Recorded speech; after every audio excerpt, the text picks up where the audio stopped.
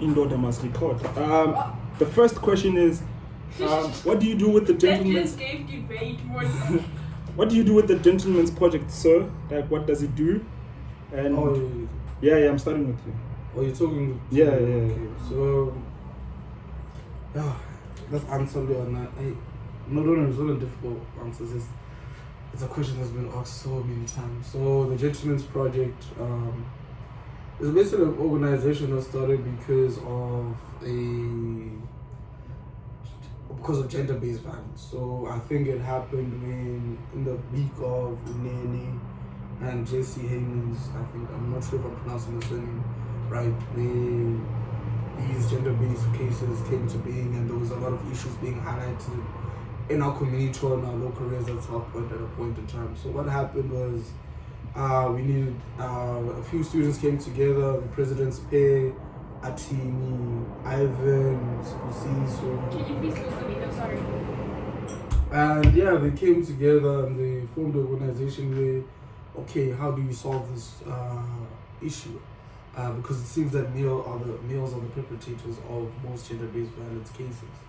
So what they aim to do was to create a platform of, where men can speak about their main issues, where men can, for example, improve on their knowledge, So let me rephrase it. Just to create a platform on sex education, gender politic concepts such as toxic masculinity. What is toxic masculinity? To provide activities to enrich your life so you can participate in society much more, and for example you can have a clear definition, clear direction in essence. Then so we do a whole range of things. For example, having entrepreneurship talks, to having chats about toxic masculinity, to just going into creating a community, actually just basically at the end of all to create a community of men where we just help learn, teach each other, and just grow with each other to become better individuals in our society. And how many lives would you say you've impacted right now? Last year we had 136 members. That was second year. It started in 2019 when we had like 80 members, because I'm not sure how many. Then I think we went to 100 and something. Also again, then we went to 236. So we do a lot. We do food program. We do a food program where we extensively fed almost 200 people in 3 phases. We've done an entrepreneurship talk where we had like almost 20 interested participants. How can I say it? Engaging with us. We have hiking trips where at least we can take at least 20 people. This in the sense of depending how big the scope is.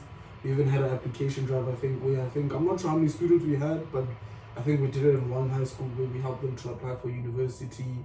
We had there's this organization called Harari Kids or something like that, where we went and had a bride day for a kid orphanage or something like that. I think maybe, I'm not sure how many people we fed, because the problem is I'm just the guy who dishes out the numbers. So you're done? Yeah, I'm done. Oh, I wanted to ask you the very important question to the ladies. Looking at what the Gentleman's Project does, which is educating men, I wanted to ask you both. Can we see your face while you ask us? Yeah, so I wanted to ask you guys the question of, how do you feel as a woman when a man says, especially when there was a rape case or there's a gender-based violence case, how do you feel when men say, what if it was your daughter or your wife? Do you think men only care about women in their lives and not other women? And how does those kind of statements make you feel generally? And yeah, can I... How? How are you gonna get the answer? And then he's like, No, I'm going to watch the and then I'll be back. This person dishes out a question, and how is he gonna... Anyway. But then how you gonna come back in? Wait, what? Now I'll come back and say, as manhood, we... Not about this. Do you want to leave with my stream? I'm gonna have to sign it in. Yeah, you'll just... No, text. I signed you in. You'll just text. Do you have... Yeah, you have my... Just call me on my WhatsApp number. Yeah, when I come back, I'll just call someone who can just... Call me Call on my WhatsApp number. Oh, Like on the WhatsApp number. on what? Okay. Don't call the other phone. No problem. Okay, cool. Not 068, not the 06. Okay, shit. You said on WhatsApp, so I'll call on WhatsApp. Okay, I sorry. don't on the live, you're seeing your numbers. No.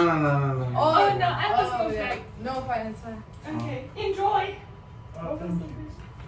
The question was, how do we feel? Anyway, the question is, how do we feel when women or when men? What was his question? But something about how would you feel if it was your child, and do we think that men only care about the women in their lives and not when they're not related? Right? Yes, yeah. Okay. To a certain extent, I think men only care about the women in their lives. Why? Because men usually, they're the first ones to tell you, do not befriend boys, do not stay out late, do not wear this, do not. So in a sense, this is also a conversation I had earlier this week with him, with Likud himself, about how we put things in place, we put these conditions or these social restraints on ourselves to try and protect ourselves. But while we are also doing that, we are in a sense oppressing ourselves.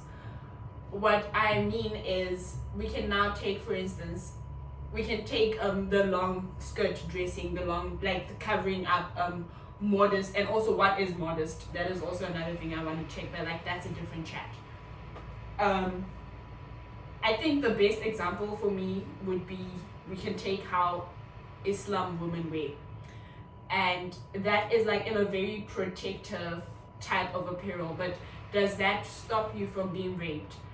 It doesn't. So really, it doesn't matter what you're wearing. Yes, it does have an effect, or it does somewhat have an influence, but it's not a matter of apparel. It's not a matter of how your body looks. You could look like Kim Kardashian, you're gonna get raped. You could look like the most non-conventional type of person, and you would still get raped. So it's really just a matter of men and what they want to do, or rather the perpetrator, because it's not just men that rape. And also this brings us to the purpose of rape, which is why I feel Mutlali Pule should have actually been here, because he was the one that actually shaped my values, my ideas of this, because he was talking about how rape started, the genesis of rape, since he's very big on rape as well. Yeah, on genesis of things. So he was talking about, see now it's no longer, my opinions are now shaped by him, it's no longer my own individual thoughts. Was talking about how rape came about and how it was an issue of survival, because we were dying out and it was a matter of humans are meant to reproduce. So it's not because I'm attracted to you, and he could obviously explain that better because it was his own research, his own findings, and how we now just had to reproduce, and then it was just a matter of that, making sure that before I die, I have impregnated someone, and this human race thing can continue. So I don't know, I feel I didn't do the question justice, but yeah, that's just where I stand.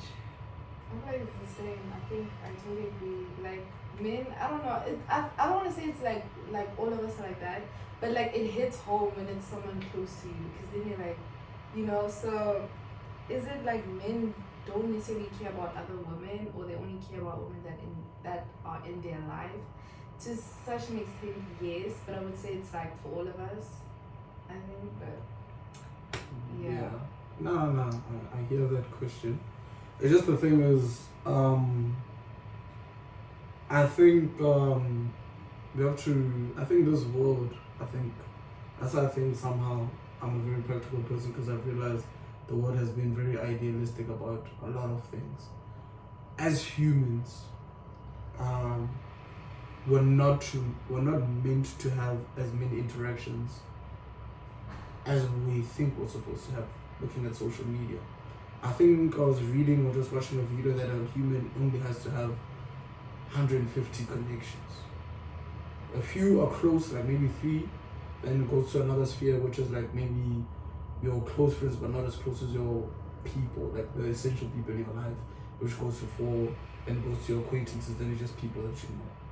And it comes to that thing of what's the capacity that you can care for. Like, and the thing is, while you're caring, you still have your own problems that you have to deal with.